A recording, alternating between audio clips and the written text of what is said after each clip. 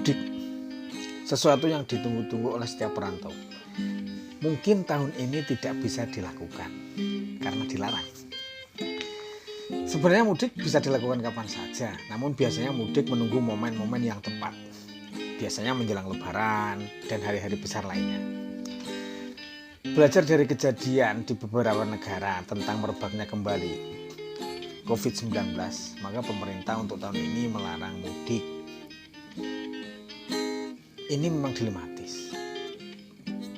Di satu sisi pemerintah ingin menjaga rakyatnya dari gelombang COVID jilid 2 yang notabene lebih dahsyat dari jilid pertama. Namun di sisi lain dengan dilarangnya mudik terjadi efek domino yang mungkin bisa dibilang panjang dan berpotensi menggoyang ekonomi nasional. Namun apa daya, saat ini kita sedang dalam masa pandemi. Dan kita harus menyadari itu. Efek domino yang paling terasa yang pertama itu pada perusahaan-perusahaan transportasi, yang seharusnya saat-saat seperti ini adalah saat-saat di mana perusahaan-perusahaan itu meraup keuntungan berlipat atau bisa dikatakan panen raya. Imbasnya adalah perputaran ekonomi di kampung yang serasa tersendat. Dari mulai kebutuhan sembako yang bisa dibilang stagnan atau bahkan minus pembeli, dan berimbas pada minusnya pembelian kebutuhan selanjutnya atau kebutuhan sekunder. Kemudian berhentinya industri-industri rumahan dan akhirnya terpukulnya UMKM sebagai penopang ekonomi nasional.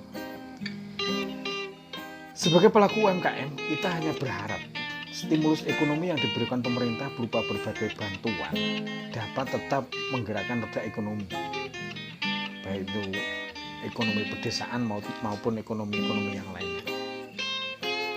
Bisa dibayangkan, seandainya mudik tahun ini tidak dilarang, mungkin perkembangan ekonomi di kampung-kampung sangat luar biasa.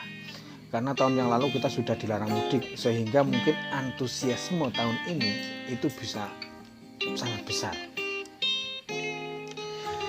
Dengan banyaknya pemudik, pasar-pasar tradisional menjadi ramai karena guyuran uang dari para pemudik yang sangat rindu dengan suasana-suasana kampung halaman, terus makanan-makanan tradisional dan oleh-oleh kampung yang mereka rindukan.